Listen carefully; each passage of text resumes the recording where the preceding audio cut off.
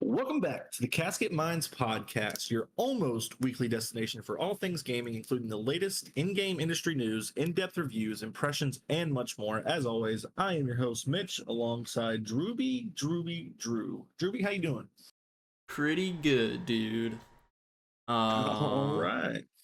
I am slightly off topic, but it is Barbenheimer week, and it is almost the weekend. It is almost Barbenheimer time, dude. I am ready to watch some Barbie and Oppenheimer. You know what I'm saying, dude? Yes, this is a video game podcast, but we are very much cinephiles over here. And I'm actually seeing Oppenheimer tonight. And as of the time that we're recording this, it's 3 hours to go. And I am absolutely buzzing. Um, Absolutely buzzing. I actually got to see Interstellar on the big screen again on Monday, which was just a few days ago. If you don't know what days that we're recording this, because we'll never tell you, even though we already gave you a slight hint, but whatever. And it was absolutely incredible. Anyone who watches Interstellar and walks away and doesn't think that's one of the fanciest pieces of cinema that you'll ever see is a baboon, and I don't want to be friends with him. That's a shot at Albie. So he'll never hear this, but I had to get my shot out. Oh, for sure, for sure. But transitioning back to what this video game podcast is going to be talking about, we're going to be diving into a bunch of news that has happened over the last 2 weeks. And normally we don't say almost weekly destination for things, but life happens, and life happened last week, and we were not able to record, and we apologize, but we should be back to regularly scheduled programming here. Summer's starting to wind down, so summer classes aren't as hectic. And yeah, so without further ado, let's jump right in. Derby, you ready for this? I'm ready for this. All right, well, don't get too excited because the Xbox Activision Blizzard merger is not officially happened. Pause, ellipses, yet. So we've been talking about this on the podcast ever since the inception of the podcast, really. Yeah, so they set a deadline, and that deadline was the 18th. After some concrete negotiations, they have decided to extend that until October the 18th. So that's a 3-month period, which you assume that they're going to actually appeal this thing, because originally the FTC did lose. That's the news we didn't get to bring you. The FTC lost. Xbox won that. The FTC because that's the Mad Hatter over here. They had until like Friday night because they won last Wednesday. They had until Friday night to appeal it. They did appeal it in dramatic fashion, so that is why it's also being hung up here. After that news of the FTC losing, the CMA was like, "Hey guys, we're actually going to take a step back and try to get our case back together, and we're the only one in the world currently that is saying no, or if they're not saying no, they haven't lost the court case yet. So they're kind of like, our heads in between our tails. So, yeah, we're gonna have to rethink this, but it's just a matter of time at this point. The appeal's not going to go through. It's going to get rejected. Xbox is going to acquire Blizzard Activision, and gamers are going to get a hell of a lot of games coming their way. Drewby, are you excited for this? Or are you excited for every game coming to Game Pass that ever existed? Yeah, no, I'm excited for every game ever in existence to come to Xbox Game Pass, honestly. Yeah, I mean, like, seriously though, just think about it, dude. Crash Bandicoot, Spyro. We're not gonna mention Call of Duty, but those two, dude, those are gonna be Xbox icons now, which is really cool. And I honestly, I really hope that Xbox is like, hey, we're gonna go ahead and fast track a new Spyro game. Because if they're not gonna be doing Banjo Kazooie, you've got Crash Bandicoot and Spyro right there. Freaking do it. Um, so yeah, it'll be pretty exciting. I know that I think some of the Call of Duties, or most of them, probably won't be on Game Pass for a while because they've got a contract until next year with Sony. Um, So I'm hoping that we get a bunch of other Activision games a lot sooner. Because I actually never played the most recent Crash Bandicoot game. So if I could play that on Game Pass, dude, that'd be hella sick.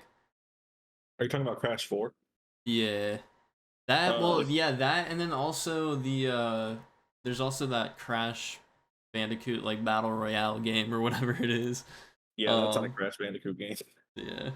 We're not claiming that. Yeah, that's true. So as a fan of Crash and a fan of Spyro, it does me dirty and it hurts my soul a little bit, even though like it it's not the fact that it's owned by Xbox, it's that mostly that those games probably will be Xbox exclusive, and rightfully so. I mean, they bought the dang company, so I mean, Yeah. but I used to remember going to Pizza Hut and they used to have the demo discs, and Spyro, the original Spyro had a demo disc. I think it was for PlayStation 1, if I'm not mistaken. Um, and I got that, and we ate the pizza and got our greasy hands on the controllers and ruined them. But I fell in love with Spyro as a really young kid, um, and now it hurts that that's been taken away from PlayStation. But and it's not like a PlayStation versus Xbox ordeal. It's just that when I'm used to Spyro, I'm used to seeing that PlayStation logo pop up. Nah, dude. Bring in the console wars. Come on now. That's true. You know what? We're gonna we're gonna be the most hateful, idiotic people you've ever met on the Casket podcast right now.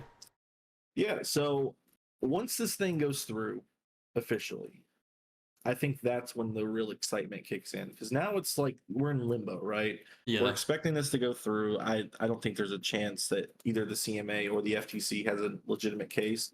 And I mean, well, the FTC definitely doesn't. They shot themselves in the foot, the head, the spine, everywhere they could possibly shoot themselves to make sure that this deal was going to go through. Yeah. But the CMA has like some kind of argument with the cloud. But Tom Warren from the Verge has been talking about it a lot on Twitter, and he's been following it and keeping up with every single minute detail of this court case. But he said that it could come down to them just selling part of the cloud gaming rights to a different company, so that Interesting. it can actually so that it's more fair for Nintendo, who is kind of in the streaming ordeal now with the games that they can't put on the Yeah. cartridges, so they have to stream them. And then of course Sony is slowly trying to come to the streaming game. They've been in it for a couple of years, but it's mainly like your PS2, PS3 titles. Like you can stream God of War 3 or 2 via the cloud. I don't know if you know that or not. I It didn't know was that actually. it was on PS Now, and then of course Yeah. it got rebooted into that new PS Extra tiers, whatever. But they've always had like the early PS2 stuff, and some PS3 games that they just can't rightfully port over. Yeah, that's been a little thing. So it's not like they're new to streaming. It's just that Xbox has already put so much money and time and investment into something that they believe is the future, which it probably is, to be fair. Yeah. And I think that's what the CMA is mostly trying to protect at this point. Is just the monopoly of that in the UK, I guess. I don't know anything about UK regulation, so I'm not going to pretend to. But I fully expect this deal goes through. When it does, and we learn all the details, we'll learn, or we will. Well, you'll learn via us, because we'll tell you all the details of like what is happening, when it's happening.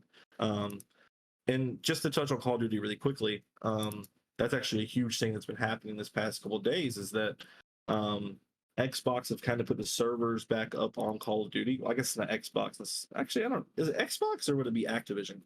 I don't know. I don't know. Regardless, like I It's feel like Xbox awful. has some influence on that. Oh, 100%. um, There's definitely a reason why that's come back up. So if you yeah, don't know, the older Call of Duties, like the old MW2s, COD 4, Black Ops, all those, their servers went like shadow online, and there's been like tens and thousands of people playing Call of Duty like it was back in the old days. yeah, For better and for worse, because the first video, the way I learned about this was if you know Call of Duty lobbies from back in the day, they weren't very politically correct. And the first video that I saw of that was just someone just spamming a slur, and I was like, Yeah, that seems about That's right. Call of Duty. Yeah. I also saw a few people on Twitter. I can't remember who it was specifically. They were talking about that they think that the servers like getting fixed on Xbox has something to do potentially with them porting over some of the classic Call of Duty games onto the Nintendo Switch, which that would be really interesting. Um, I don't know why they would do that, but honestly, I could totally see it, and it would be really cool if you could play OG Call of Duty on the go. Honestly, Yeah, I didn't see that or think about that. That's actually that is interesting yeah, because they can definitely sell those games at least like the single player aspect. Well, I guess you would include multiplayer at this point, but yeah, I mean if you're doing that for that, but that's actually a pretty good market they could do is like put the MW trilogy on the Switch and like have 100%. that'd be really cool. I wouldn't play it, but that's because I have everything else Yeah, to play it on. So, but for Switch fans that aren't anywhere else, I guess that's pretty cool. yeah. Um, yeah. So sticking with Activision Blizzard, Derby, we're gonna get straight into this news section. Are you ready for this? Dude, I don't know if I'm ready for this, honestly. You're not Because ready for because this. I heard it's got a lot to do with PooPoo Garbo. Yes. So topic number one is that Diablo 4 Season 1 is PooPoo Garbo now. So this is coming from everyone everywhere all at once. Um, Great movie, by the so way. fantastic movie. Best picture of last year, swept the Oscars. Yeah. Daniel's sweep, you know what I mean? Yeah, Um, and they specifically made the movie about Diablo 4. it's true that they predicted the future because it is a Yeah. time traveling movie. Everything bagels too. Actually, I didn't have an everything bagel today, but normally I do. Those things are fantastic, especially from Aldi. Yo, Shout out to Aldi. shout out to Um, Aldi, bro. but we're not going to shout out Drew is that Diablo 4 is poo poo. So season 1 launched today officially, right? But the patch came out 2 days ago. It was basically to be like, hey, this is not the design necessarily, but like, hey, here's what we've tweaked and done, and everyone threw tomatoes at them, rightfully so.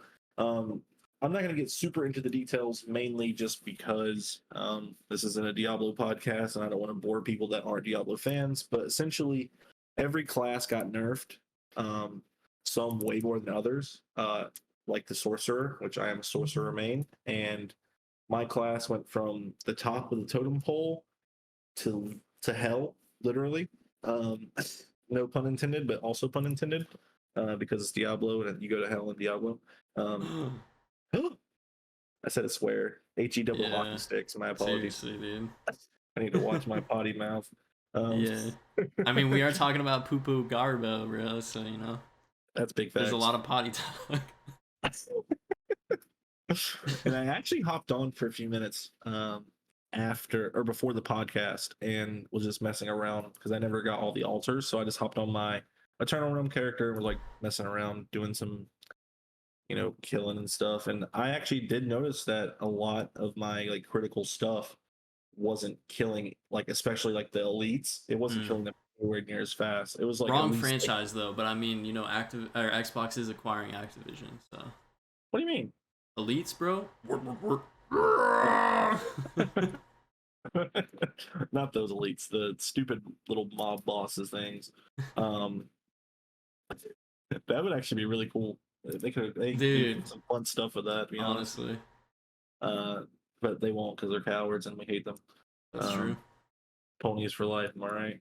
Uh, but yeah, Diablo 4, I mean, the fans are like revolting online. Like, if you go into any thread on any social media of Diablo right now, it's a dumpster fire. Because I mean, everyone thought that like this patch 1.1 was going to be, the patch to like, because like the in game for before season 1 wasn't super great, but it also wasn't broken. Uh-huh. And now they just kind of nerfed all the characters, took all the complaints that everyone had, disregarded them, and then created more complaints. So Diablo's in an interesting space right now. I'm still excited to get because my next character was going to be either Necromancer or the Rogue, I think. Yeah. Because I at first I was going to go Barb, and I was like, I don't want to play it too safe because like that's normally my main, and I want to try some other stuff out because playing Sorcerer all the way through was super fun. So I was like, I want to either play Rogue or I'm going to play Necromancer. Mhm. So it's good that I did choose those two because those are the two best classes. So I'll probably go Necro just to play with it, and while it's good, play it while it's good and ride that high. But yeah, it seems like the grind isn't going to be worth it again this go around. They've changed the world tier system now. They kind of shadow did it to where when the patch dropped, it changed from like level 50 to 40 in terms of going to world tier 3, and then world tier 4 was at 60 versus 70. So it was like a ten level drop. And then I was talking to a buddy of mine the other day who's super into Diablo, and he was saying that like this guy kind of um, broke it in terms of like he was able to get to the next world tier without being level 40 because I guess he was just good at the game, I guess, and like he couldn't, his difficulty never got raised because of his level. Yeah. So he was basically he was so underpowered compared, and there was just like no way to fix it apparently. So he just lost the character essentially. Um, which is very dumb and stupid, and that's PooPoo Garbo, dude. It is PooPoo Garbo. I'd be so mad if that happened to me. Are you kidding me, dude? The title of this episode: Everything is PooPoo Garbo. Honestly, it needs to happen. Yeah. We can just put like the poop emoji on top of Lilith, or just have her holding it. Yes, marketing 101, ladies and gentlemen. So yeah, what's your excitement levels given this news for Diablo Season 1? Yeah, I mean, it's a shame, honestly. Like that one scene from Hot Fuzz. Or is it Hot Fuzz or is that Yeah, that's Hot Fuzz. Okay, yeah, that's what I thought it was. It's at the very end. Shame. But yeah. No, yeah, it's a real shame. Because I was super hyped for season 1, and I mean, like, I still am. Like, I think one of the things I was most excited about was definitely like the story content. I want like more of the story. I want more of the world building and everything. And you know, like, there's still a lot of stuff that I want to do in the game that's coming with season 1. So yeah, like, I like for the diehard fans, like the diehard players, like I definitely understand why that sucks, and I mean, like, it sucks for me too, but it's not gonna stop me from wanting to play the game. Yeah, that's fair. Are you gonna hop into it this weekend, you think? Probably, honestly. Okay, you'll have to let me know what you think because we're recording this episode a little bit early because I am leaving for an outer state trip this weekend, going to watch Manchester United play Arsenal in MetLife, which is Emphasis Jersey on the New York. arse, you know what I'm saying, dude? Yes, Arsenal. Because we're United fans here at the Casket Minds podcast, so I'm taking a little trip up to see some friends and yeah, see some footy. I'm very excited. So I won't be diving in this weekend, but hopefully sometime next week. But next week is also finals week, so we'll see. Oof. Yeah, not great, but not the worst because I'll be glad to finish this part of my journey academically. Speaking of academics, that was a terrible segue. There's nothing academic in this, but the Black Panther game from Cliffhanger Studios, which is an EA studio, has been announced. It is a single player game. If I'm not mistaken, it's third person, correct? Yeah, third person, open world. Yep, action that's right. Adventure. So this is over from Marvel.com.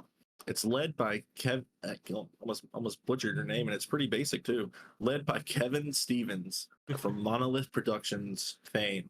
Cliffhanger has already brought together accomplished talents with leaders from the critically acclaimed and innovative action-adventure game Middle-earth: Shadow of Mordor, along with veterans from top franchises including Halo Infinite, God of War, Call of Duty, and others. Quote, "We're dedicated to delivering fans a definitive and authentic Black Panther experience, giving them more agency and control over their narrative than they've experienced in a story-driven game. Wakanda is super rich, dyslexia at its finest. Wakanda is a rich superhero sandbox, and our mission is to develop an epic world for players who love Black Panther and want to explore the world of Wakanda as much as we do, unquote, said Kevin. Now, this is not to be confused with Skydance New Media / Amy Hennig's Captain America / Black Panther video game. These are two different games. This is coming from EA proper. And yeah, what's your excitement level for this one? You excited for this? Yeah, absolutely. I mean, okay, there's a few reasons why I'm excited for this. One, like, Black Panther's a sick character, and I'm absolutely surprised that it's taken them this long to make a Black Panther game, especially coming from the hype and just the amount of money and everything that the two movies made.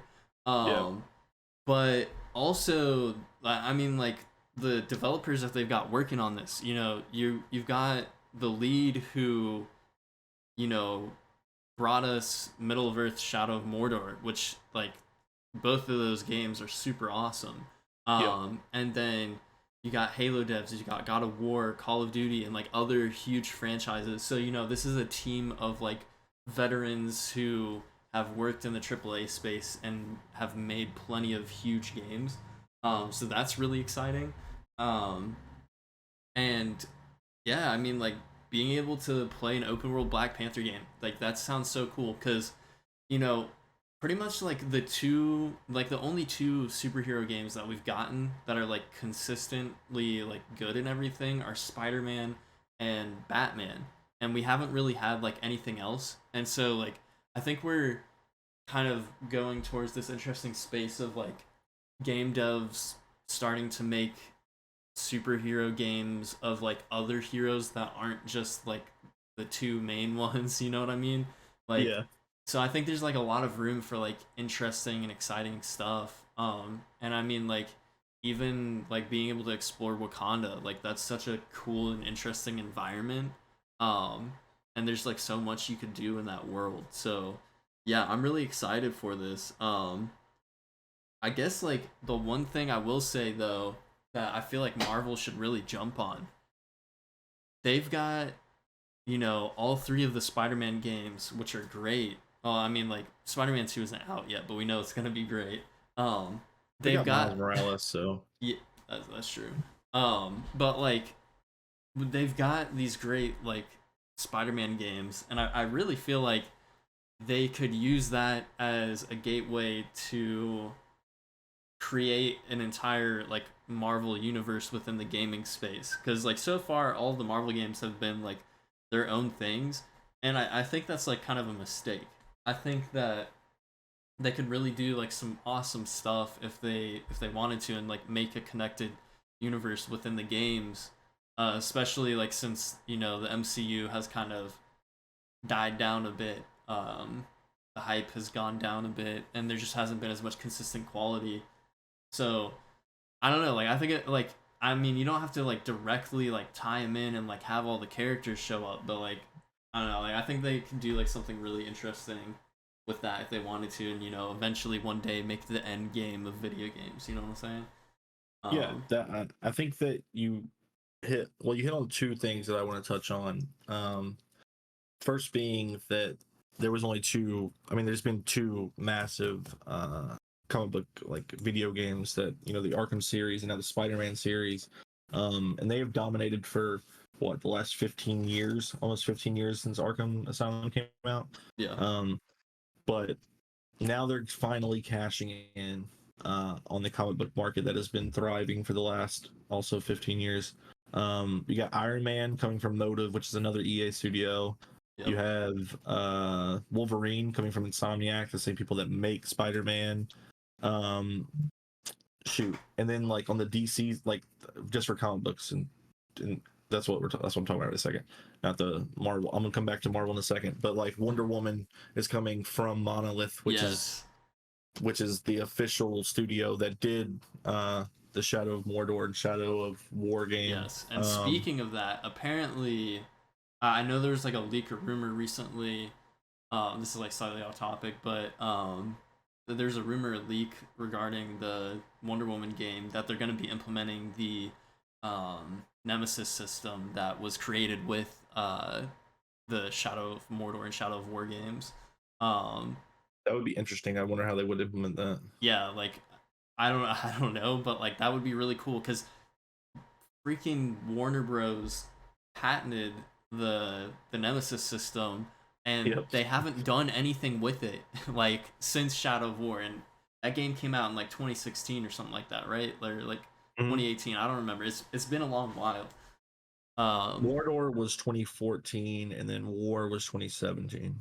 That's right. Yeah. So it's been a super long time. Like that is a really cool and unique game system that I feel like so many other games outside of Warner Bros. Space could really thrive in. But Warner Bros. Had to be freaking PooPoo Garbo, dude. Yeah, as per WB is very weird. Um, but I did want to touch on like we got Gotham Knights. That was last year? That was bad. And then Suicide Squad is coming from Rocksteady one day. We don't know when, but we're finally starting to see comic book like the culture catching up to video games. Yeah. And I think that Marvel's fixing to take. I mean, that's one thing that DC had over Marvel the last decade was that the Arkham games stood alone against Marvel's offerings until Spider-Man, and then I don't think Spider-Man. I think it's on par with some of the Arkham games, but as a series, it obviously needs more iterations to overtake Arkham. For sure. And it could, but now Marvel has this Black Panther game from extremely talented devs, and then you have Spider-Man 2 coming, Wolverine coming. Those from the same company. Iron Man from EA Motive, which is going to be extremely exciting. Yep. Um, Amy Henning's and game. yeah, exactly. Which is the Captain America / Black Panther like co-op thing. Actually, I don't know if it's co-op, but it's kind of like the two character duo dynamic. Yeah. And as far as like them like coexisting, like the first Spider-Man was like, oh, the Avengers are on the West Coast or whatever. That was like a throwaway line that they had. But they could retcon that easily. I mean, Yeah. MCU retcon things early, and no one complains about that mostly. Sure. I mean, they even changed full-on characters in Rhodey and Hulk, and everyone batted their eyes and said, "Okay, we'll swallow this pill, whatever." um, so that throwaway line when you're on top of the Avengers Tower in the game is like, it is what it is. And I think that it would be kind of silly not to cash in on that when you have Wolverine, you have Spider-Man, you have you're gonna have Captain America with a Black Panther, and like even if they didn't want to retcon it, this is just a prediction for me in terms of Spider-Man 2 is that it's going to use all the tech that Ratchet Rift Apart did, and that we're going to get the multiverse in it. And I think that we're going to be introduced to Gwen Stacy there in some capacity. That would be and that'll freaking be cool, dude. And either she'll be like the Spider-Man, she'll be in Spider-Man 3 as a playable character, or like she'll get the Miles Morales treatment. Hey, maybe they'll just straight up take the freaking version of Gwen Stacy from the Spider-Verse movies and throw her in. Would be dope. Would be dope. But there's like infinite potential once you start doing that, and like let's be honest, like Rift Apart was a sequel to the reboot of, or like the remake of the first game, but like at the same time with those portals and stuff, that was definitely a PS5 tech demo on top of a great game, which is rare. But I mean, that's what the Forza games are. They're tech demos for what the box can do, but they're also great games. For sure. That's exactly what Rift Apart was, and I think that they're gonna use all that knowledge and technology that they figured out, and they're gonna implement that into Spider-Man, because I mean that's so genius. Absolutely. So I think that's the easiest way to get everyone in there and on the same page. And like when you have this many characters and this many games, and like how extremely like cooperative all the studios seem to be, I think it's a home run idea that they just need to cash in on, and I think that they will. Yeah, for sure. All right, Derby. Enough of that Marvel chit chat. We're gonna get something that you probably haven't talked about in years. There is a new G.I. Joe AAA video game. I'm gonna be completely honest with you, Drewby. I am not a GI Joe fan. My brother was growing up, but that's one that I just did not pick up on from him. I picked up on Power Rangers, Teenage Mutant Ninja Turtles. I like turtles. Yeah. So this does almost nothing for me. What about you? Are you a GI Joe kid? I am a GI Joe kid. What a nerd! I know, dude. What a freaking nerd. But hey, listen up. All right. I'm listening. Since I'm the GI Joe fan here, I'll take over this news segment. All right, dude. You know what, dude? Go and do it. All right. So here's something that's really cool. This is coming from a studio called Atomic Arcade. I believe they are a fairly new studio, but they are comprised of veterans from Sony, Warner Bros., Marvel, Eidos, and Bethesda, and many other developers. And this game is going to be solely focused on Snake Eyes. So they're riding off of the hype of the movie that didn't do well. But no, I mean, like, this is like another one of those franchises where it's like you've got so much untapped potential here that like you could make something super awesome with it. So I mean, the fact that they've got, you know, like all these really awesome like game veterans again, like there could be a lot of potential here. They just moved out of the concept phase and they're going into pre-production. But you know what's really cool, dude? What is that? Guess where their studio's based? It is based in Raleigh, North Kakalaki, baby. Oh, heck yeah. Let's go. Yes, sir. So that right there just automatically means that the game's going to be amazing, right? 100%. And now I'm invested. I'm gonna play their game now. Exactly, dude. I'm gonna shop local, dude. You know what I mean? Yes, yes, sir. You gotta help, you know, the local businesses. You know what I'm saying, dude? That's true. The local business support them. You know what I mean? Yes, sir. Speaking of supporting local businesses, though, how similar is Snake Eyes to Snake and Metal Gear? Well, I mean, they both got Snake in their name. I'm seeing a lot of similarities here. Yeah, you know, Konami better jump on that, dude. I feel like they're trying to steal the thunder, you know what I'm saying, dude? But, I mean, hey. They're snakes. They're a bunch of snakes. Indiana Jones loves snakes, by the way. But yeah, no, I mean, like, this could be something exciting. You know, for their they said for their vertical slice milestone, they're gonna demonstrate a final quality cross section of gameplay loops, technology features, mechanics, art, and audio that will be a part of the final version of the game. So it seems like things are moving along really well for this studio. And yeah, I mean, we could be getting a freaking Metal Gear Solid ripoff with G.I. Joe Snake Eyes. I have a question about this. How would this game play? Like, is G.I. Joe an action thing, or is it like a stealth thing, or what is G.I. Joe? I think it would be 100% an action thing.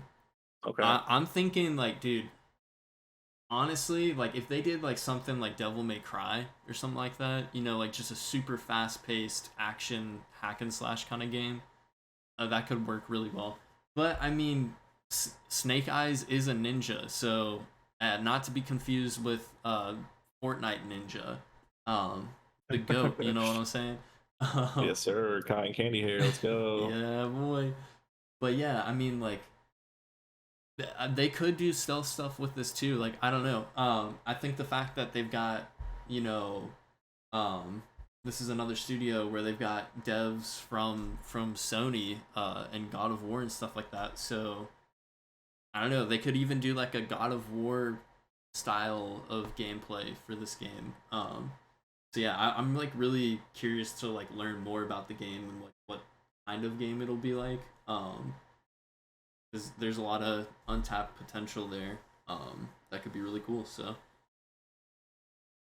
G.I. Joe Snake Eyes on the way.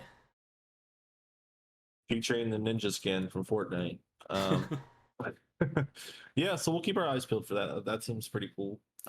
As someone who doesn't know anything about GI Joe, if this is like a good stepping stone into the franchise, or like even if it's like a reboot or like a fresh story or something, I'll definitely be more interested.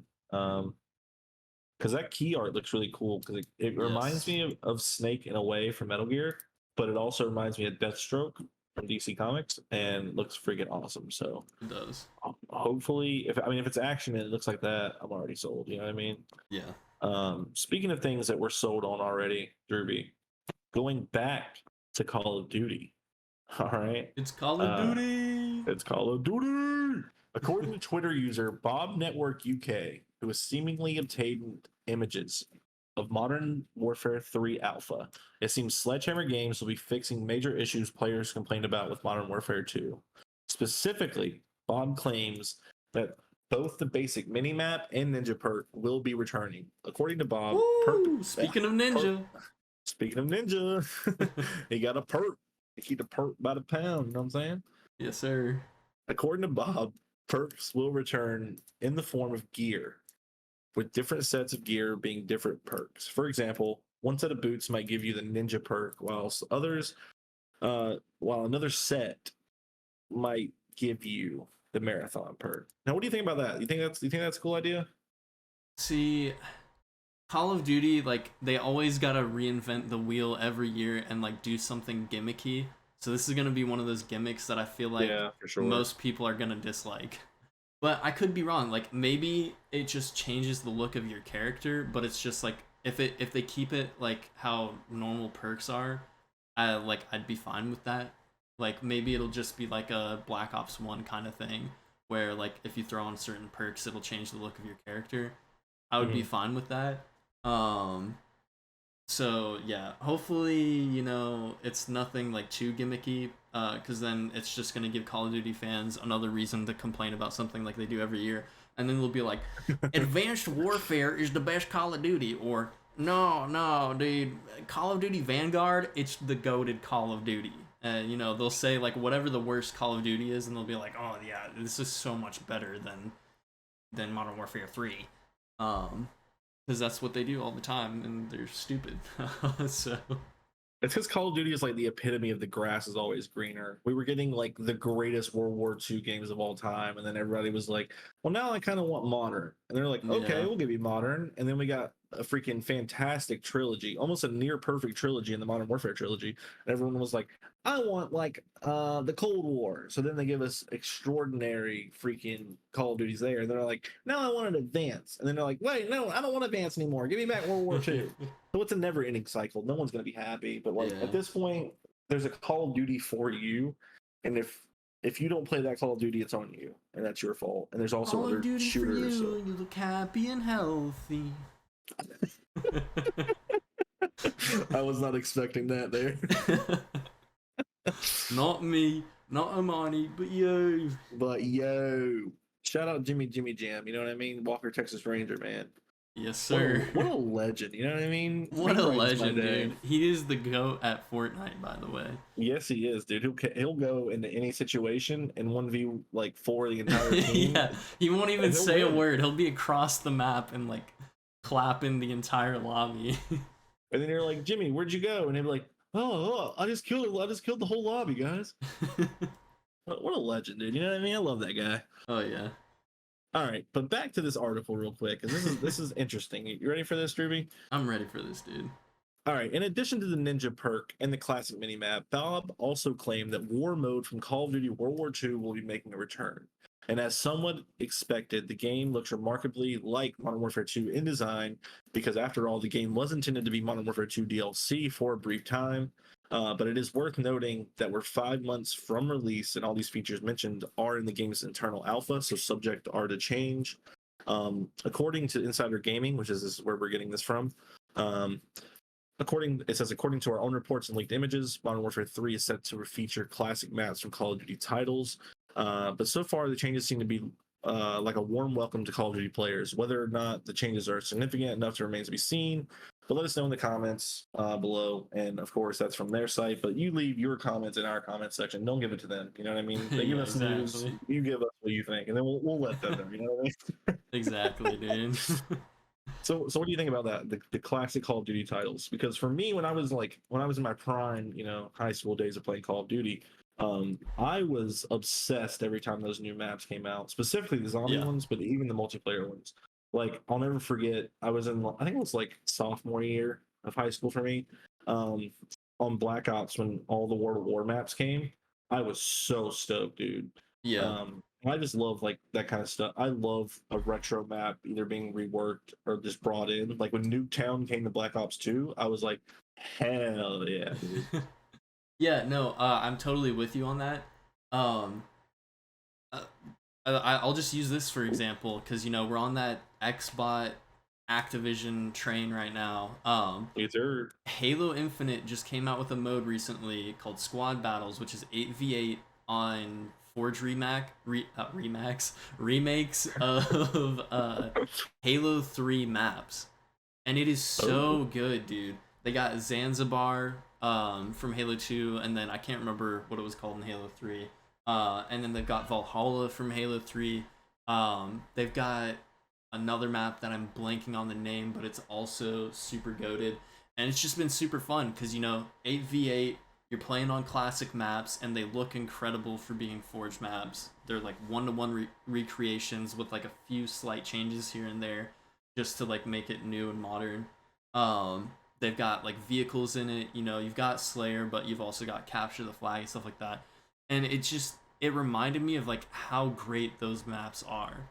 And Halo Infinite has some really good base maps, but and I mean this can go for any game. I feel like map design hasn't been hitting as hard as a lot of classic games lately.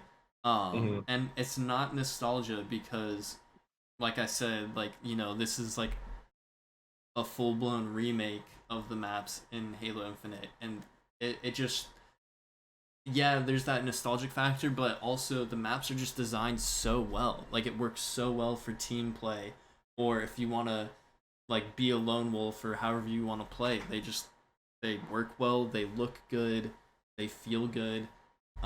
And I think that that's something that Modern Warfare 2 unfortunately has a lot of not great maps that a lot of people dislike. And so I think, yeah, it's a little bit of a cop out to bring back a bunch of classic maps, but at the same time, the Modern Warfare games, the original trilogy, has a huge amount of classic maps that everybody loves, and I think that would be perfect to bring them back. Agreed. And as long as you're not leaning on them as a crutch, where like even like in Infinite's case, it might be doing that just because like the player base fell a little bit because I Yeah, mean they weren't getting content out. Like, but I fully expect that 343 will eventually right their wrongs, yeah, in some way or another. So like as long as it's not like the entire selling point, that's totally fine. And like exactly. in Infinite's case, it made maps. It's just that people didn't like respond to them the way the 343 expected them to, obviously. Um, so it's not necessarily a crutch. It's mainly like, hey guys, here's something that you do like to play because we know you like playing it, and here's a brand new way to play it. So enjoy it. Yeah, So I don't think I'm just saying in general for crutches. I'm not yeah, throwing names around, even though I should because we agreed to be toxic towards brands again. Um, but speaking of toxic towards brands, Drew, I'm ready to do some cyberbullying. You know what I mean? I'm about to put my cyberbullying cap on. Here we New go. King Kong game has been announced. It leaked and then it got announced. It's Skull Island: Rise of Kong. And let me tell you something, Derby. In 2006, little Mitch would have been all over this freaking game, dude. This looks awesome for 2 decades ago. Um, if this comes to like Game Pass or whatever the tier is for PlayStation's subscriber thing, I'm day one playing it. Oh No yeah, for questions about sure, it. for sure. But if that game costs me anything other than a penny from the penny fairy on TikTok, dude, I'm not doing it. You know what I mean? I'm not paying for it because that game rivals Gollum in appearance, even though it kind of looks more fun than that. But man, what a miss that was. Am I right? Dude, seriously, the trailer, like in a group chat that we have, because way back we started this whole like plan with Walker, Texas Ranger, Jimmy Jam to watch through all of the King Kong, Godzilla, and James Bond movies, because they all three share a lot in common, surprisingly. Mhm. But we have like a chat specifically for that, and the first thing I said after I sent the trailer was, "Wow, this looks like Gollum," and it really does. Not only like graphically, but or with its graphics, but like also just like the game design is so clunky. And like you said, it looks like it's from like 2 decades ago, which is just insanity. Yeah, I wish I was excited for this because, like Drewby said, King Bondzilla supremacy. Yeah, Uh, exactly. you ever wish that Jimmy Jam was real, dude? Like, imagine if he was a real human being. That'd be cool. Seriously, dude. I would definitely want him to live here in North Carolina with us if he was real, but unfortunately, Yeah, he's not. he's not. He's less real than Skull Island Rise of Kong is. So, um, yeah, our thoughts and prayers are with Jimmy Jam wherever his artificial intelligence is. Yeah, but listen, did you like Skull Island, the movie Kong Skull Island? Yeah, I mean, like I didn't love it, but I Yeah, thought it was that's pretty. where I was too. I thought it was pretty solid. I mean, like it's not perfect, but like it was entertaining. Yeah, Peter Jackson, King Kong clears. yeah. I mean, I haven't seen that one yet, sadly, but I've seen bits and pieces. But that's a long movie. I never watched it as a kid. I was definitely more a Godzilla than a Kong kid. Um, but Bro, you're freaking Mark Zuckerberg up in here, lizard people type beat. You know what I'm saying? dude, put me in a cage with Mark Zuckerberg and Elon Musk. We're gonna do a triple threat match. You know what I mean? Oh yeah, and dude. and we're gonna have the rights for Twitter and Metaverse, and I'm gonna win that ladder match. You know what I mean? Dude, Don't even worry about freaking, it. freaking, let's go, dude. I'm gonna save the internet. Don't worry about it, guys. Um, yeah, I like Kong Skull Island too. I didn't love it. I was super hyped for it because I was blown away by 2014 Godzilla by Yeah, Gareth Edwards, dude. Phenomenal film. so Super good. underrated by the masses, and you need to right your wrongs, people. But Exactly. yeah, that's my thoughts on that game. If it's free, I'm gonna play it. If it's not, it's not. I would encourage you to go watch that trailer because that's a fun trailer. Even if, yeah, there's no way anybody listening to this is gonna play that game, especially not for money. But I mean, if a developer is listening, I apologize. I'm sure you worked really hard on your game, and I would love to play your game, but just not for money. You know what I mean? Yeah. Hit I'm us up with a poor, free code. so You know what I'm saying? hit us up with that code. I'll give you a good review. Yeah. You know what I mean? Speaking of paying for reviews, Drewby, um, I hope that we get a payday for the three of us. That was Whoa. the worst Wait. segue yet, dude. Who's the third?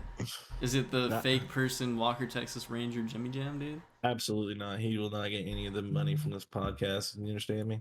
Uh, so just transitioning terribly. So that was my worst segue yet. But you know what? I'm gonna keep those up because those are fun. Payday 3 is online only, and that pivot has pissed fans off, and rightfully so. I mean, let's just be honest, Ruby. This is a game that absolutely does not need to be online only. No. Why on earth would that even be a thing? I mean, I don't like online only games, and for some games, for very few games, I get it, right? Yeah. Like, this is not one of them. Like, especially because this game can be played, like, that's my thing, is if a game is played solo and can be played mainly solo and the experience is solo is there, um, why, why?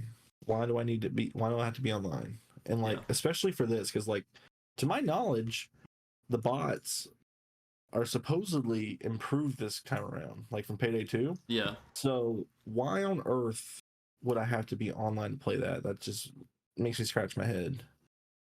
Yeah, it's honestly ridiculous. I mean, it's not like, this is like Destiny or Diablo 4 or like an MMO or something like that, Exactly. This is Payday. It's a co-op game, yes, but you can play it single player with bots. And a lot of people just did that because they don't have friends. I'm just kidding. Losers. No, but yeah, it's like It just doesn't make any sense. And I guarantee people are gonna review bomb it day one on Steam because they do stuff like that to retaliate against things like this. Um, yeah, like it's not a good idea. I don't know why they did it. There's been time and time again where stuff like this happens in games and people do not want it and people get mad.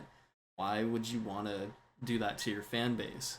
Um, so yeah, I mean, like, I'm still gonna play the game. It's gonna be on Game Pass day one, so that's cool. But having it online only, it's kind of poo poo garbo, dude. I agree.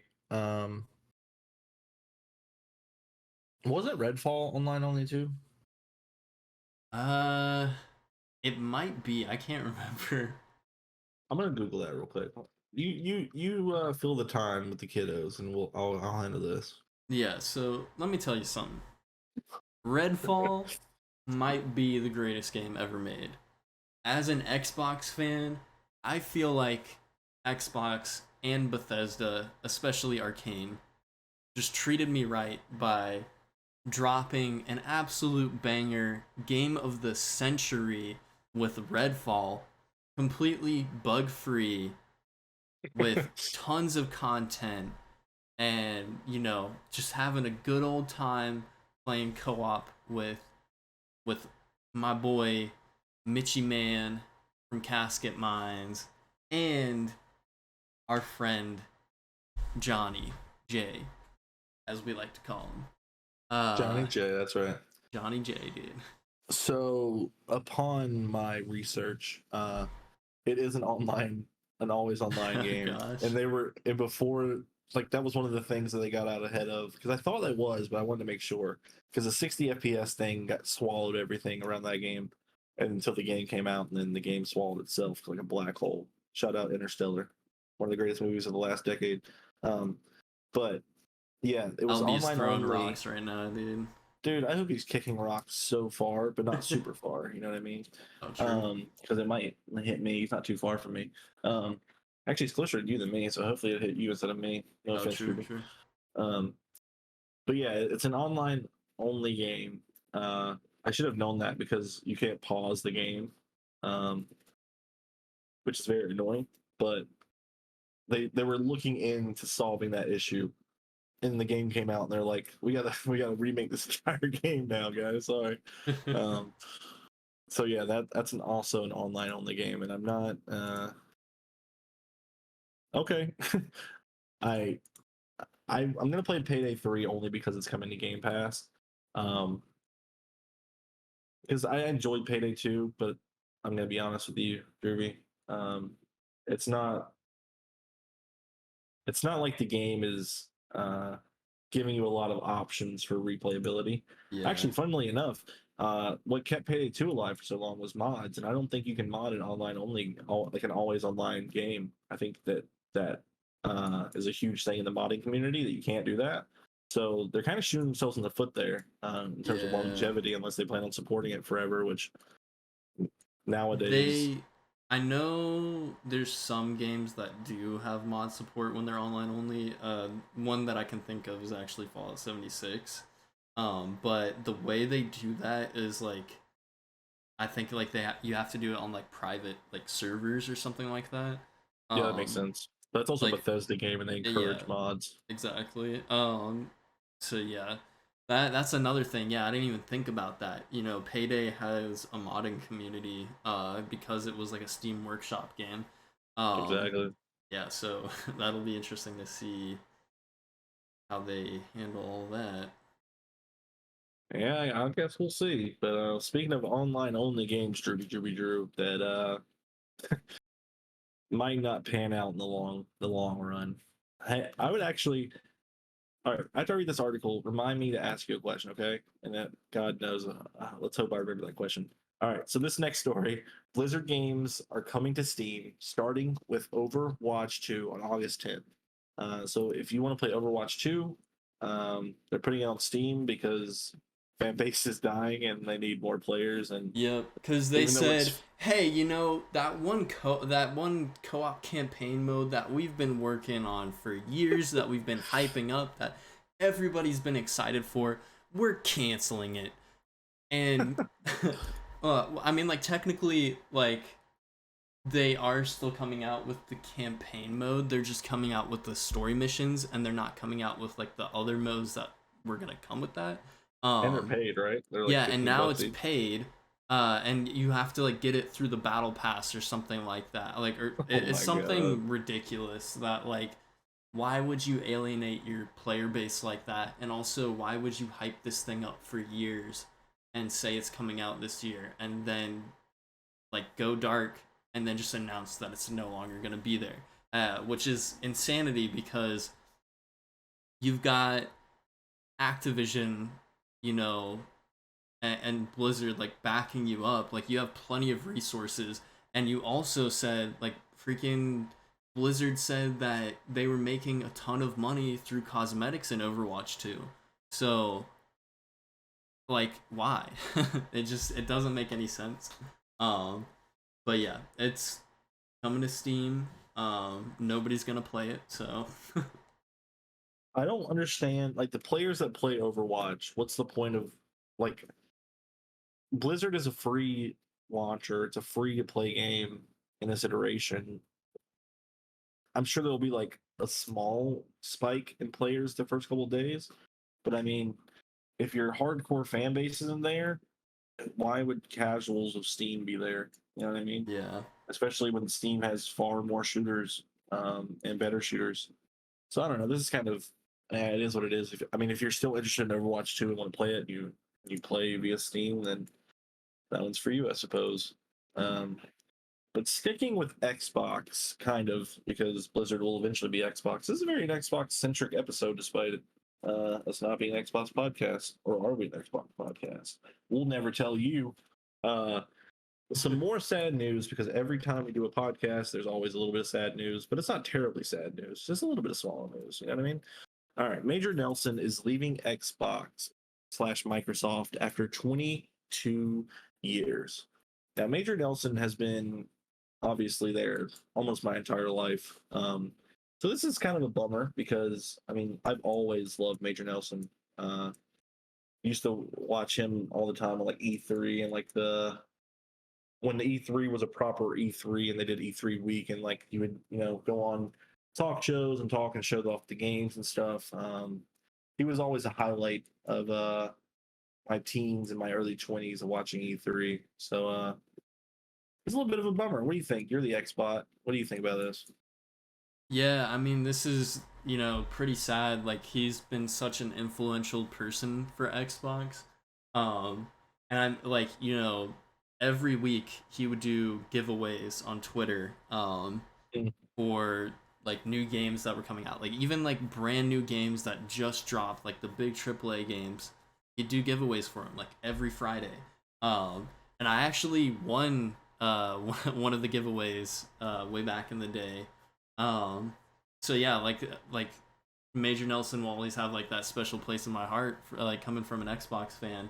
Um, and there needs to be like more people like that in the industry who are just like really involved with the fan base. And just creates like a fun environment for them. So yeah, it's really sad we're losing like such a definitive person that is like one of the faces of Xbox. But he's been there for over 20 years, and it was just probably his time to move on to something else or retire or whatever he's doing. I don't know if he's said if he's going somewhere else or not, but dude, imagine if Sony picked him up. You know what I'm saying, dude? That would Get, be interesting. I I mean, don't know like, if he would yeah, betray Xbox like that, but yeah, probably not. But hey, you never know. yeah, he's an Xbox through and through. Uh, I don't think he's announced what he's doing next, but that's usually par for the course. They usually take some time to spend with their families before their next job, For so they'll probably sure. announce it within the next couple of weeks, I would assume. Yeah. Um, Drewby, you want to talk about something that's not going to be announced in the next couple of weeks? Sure. All right. Well, that answer is that you are not going to know all 17,000 possible endings of Baldur's Gate 3. Yes, that is a real thing, ladies and gentlemen. Baldur's Gate 3 has 17,000 possible endings. Let me tell you something. This is how you unsell a game for me again.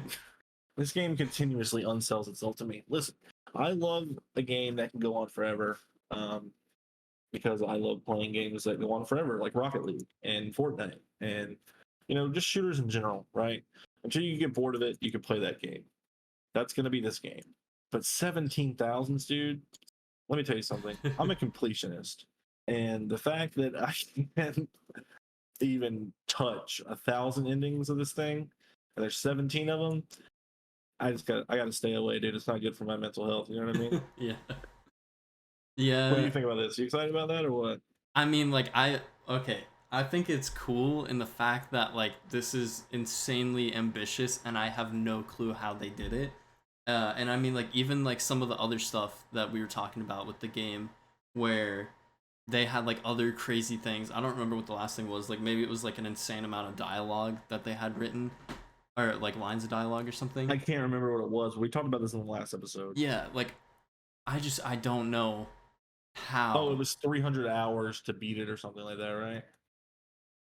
Wasn't Uh, that it? I don't remember. I don't remember, honestly. I'm gonna But, go do some research. You do that. but yeah, like, there's just a lot of things about this game where I'm like, how did they do this? Do they have, like, an entire army of people working on it? Um, so, I mean, like, 17,000 possible endings, though, it does seem like a lot, but I'm curious, like, well, how many main endings are there? And, like, when you mean by possible endings, do you mean that, like, there's just going to be one line of dialogue that's slightly changed depending on your race and your class and your subclass? Because there's, like, 12 different classes and, like, 10 different races or something like that. There's a lot of customization you can do, and then there's a lot of dialogue choices that you can make within the game. So I'm like, well, like, what factors into these endings? Because you've got, like, games like The Witcher 3, for example, where I think there's only, like, 3 or 4 main endings, and then there's, like, maybe 20 possible endings of, like, small little tiny details that, like, change. So what, like, I'm curious if, like, they will say what kind of factors into that, because if it's like 17,000, like, completely different endings, that would be insane and, like, some impossible. I don't think anyone could be able to make something like that, but what do I know, dude? That's true, Derby. What do you know? Let me tell you something that I know. All right. I found out what it was that we talked about. It wasn't on the podcast. It's in our we're in a fantasy video game league. And I shared the article or the tweet from Warrior64 that says Baldur's Gate 3 has more cinematic dialogue than 3 times all 3 Lord of the Rings novels combined. It has 174 hours of cinematics, making it more than twice the length of every season of Game of Thrones combined. I said how to uninterest me in your game, and then Walker Texas Ranger Jimmy Jam said how to interest me in your game, and then Yes, sir. I retort with a ratio. I had to ratio them, you know what I mean? I Yeah, couldn't let oh this yeah, man. absolutely. I can let this lunatic run around the streets of Texas thinking he's big and bad and almighty. You know what I mean? So I said, Exactly. not a chance in HE double hockey sticks that you play a 3-hour RPG, pal. Oh Good man. times. Yeah, I Baldur's Gate need, 3. hey, Good, good. real quick, I need Jimmy Jam to play this game, and I need him to make a list of all the endings and rank them all.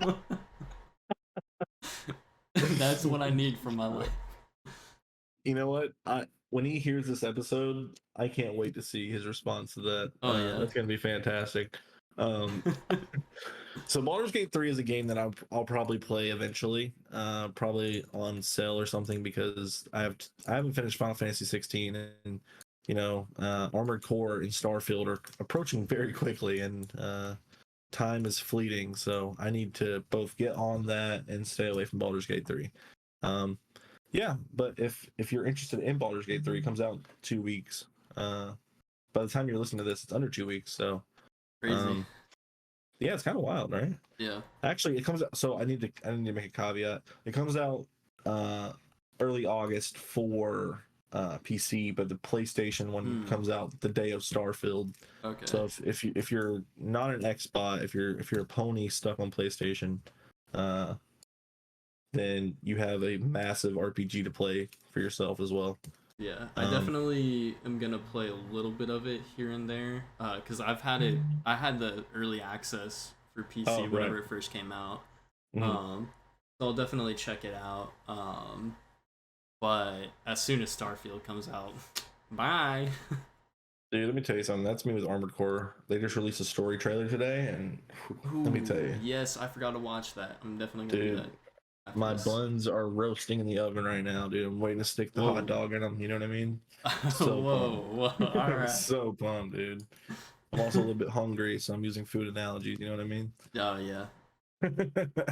I have approximately an hour and a half to wrap the pod, shower, and cook dinner, eat it before leaving for Oppenheimer. So we're on Mission Impossible over here. You know what I mean? Heck yeah, But we're having dude. a good time, dude. You know what I mean? So we got two more stories. There's one story left in the doc, and then I found a little snippet that I didn't tell you about because it's a little surprise for you. All Uh, right. so you're not gonna get to know that because I want to know what your thoughts are. And actually, it might have already happened by now, but we'll see. So this is Drewby's last news story. Technically, I guess I don't know. Resident Evil 9 reportedly is coming in 2025 with another quote big Capcom game will get announced this year and is coming in fall 2024. All right, Drewby. Resident Evil 9, very hype. I still haven't beat Yeah. Resident Evil 8 yet. Actually, I didn't start Resident Evil 8. I played the demo, but I didn't beat 8 despite loving 7 a ton. Um, so I need to play 8 before 9, which isn't a problem because those games aren't very long and I can binge the shit out of those. For sure. Uh, but what are your thoughts? Resident Evil 9, soon, 2 years, year and a half maybe. What do you think? Yeah. Well, when did Resident Evil 8 come out? Was it 2 years ago? Ooh, yeah, I think 2021. I'm gonna double check that right now. Let's see. Yeah, Boom, boom, boom, 2021. boom. So yeah, that's 4 years, 4 year cycle. I think that's the perfect amount of time. I think that was around the same time between 7 and 8. Um, and we just had Resident Evil 4 remake to like hold us over. So yeah, I'm super curious though. I mean, obviously I'm not gonna go into spoilers since you haven't finished 8. I'm really curious to where they're gonna take this franchise because there's a lot Mhm. of different ways that they can take it. Um, so yeah, I don't know. Like this time around, there's like a lot less to go on of what the possibilities of the next game could be. Mhm. Um, I kind of hope, and I know it was rumored that they're potentially gonna be switching back to the third person gameplay. Boo. And I'd kind of be down for that. I'm not gonna lie, dude. Nah, dude, you can't do that. You got to finish that trilogy out in first person. You know what I'm saying? Let's go 7, 8, 9 in first person. Let's go. Wait, You know what I seven, mean? eight, nine, dude. Yeah, Oh, so it was that's why it it's was not fun to coming me out. too. I'm just like 7, dude. I'm built like a 7. Kind Oh, of got a hunchback. You know what I mean? Just yeah, lucky number 11. yeah, dude. What do you think the big Capcom game is? Yeah, that's what I've been like trying to think of. Part of me is like really hoping, honestly, that it's another Devil May Cry because it's been far too long since 5. But I don't think it'll be that. Um, Monster Hunter, it could the be next big Monster one for Hunter, but console. like they just had Monster Hunter Rise like what like 2 years ago, and it just came out on all platforms. Like the next gen consoles. It was either like early this year, or, like sometime late last year. Um, so I don't know, like maybe, but like I honestly don't think that, and I don't want it to be Monster Hunter. I want it to be something else, dude. Give me Dino Crisis, all right, bro. we just All right, got yeah, I'll do. Exoprimal, all right, and I played it on Game Pass. Shout out Game Pass again. Um, and dude, honestly, it's kind of fun, but it's such a weird game. Like it runs really well. It like the core gameplay is actually like pretty solid. But I don't know who the game was made for, and it's like such a weird like combination of like all these different types of games, and like it's just like one of those games where you're just like who was this made for? Who was the target audience? Because like it's all over the place. The game is rated M, and I didn't know that until the other Mature. day. And it doesn't make any sense because there's like hardly any blood in it. There's like straight up like no language or anything. I'm like, this it doesn't look like an M-rated game. So I'm like, okay, that's weird. And then like the the way that the story plays out in the game, like it's like a multiplayer centric game. Um and you just randomly get cutscenes like out of nowhere after finishing matches every now and then. It's and then like the story is just like super ridiculous and weird. I don't know. It's a weird game, and if I want a Dino game, dude, I want freaking Dino Crisis. All right, I've never played Dino Crisis, but I think it would be the perfect game to bring back since Capcom has just been killing it with remakes. I agree. I think that's destined to happen. Uh, but my if we're gonna throw hats into rings and stuff, my hat is going Sonic? into. I'm not. See, I'm not that smart. I'm not gonna. Have you heard my segues today, dude? Let's get real here. Oh yeah, true, true. Capcom Vancouver, Drew. If you're unfamiliar, they make Dead Rising. And Ooh, oh there dude, has been a lot of talk recently about a Dead Rising coming. dude, And you are speaking my language right now. it's time for It is fall. time. Perfect timing. Yes, sir. First of all, Spooky season, dude. let's go. Dead Rising 4 came out in 2016. They haven't released a game in 7 years. It'll be 8 years by then. Yeah. It's time, dude. It is. Yes. It's time. In the Give me RE some Dead engine, Rising. dude. Give me Dead Rising or give me Death, dude. Give me Death Rising.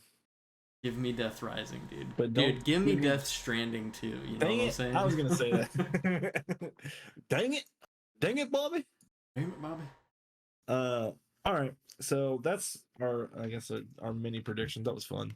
That was, yeah. But the last little tidbit that I found on Twitter while I was actually reading one of the articles you linked me, and then Twitter loves feeding you other stuff, so it sent me a tweet.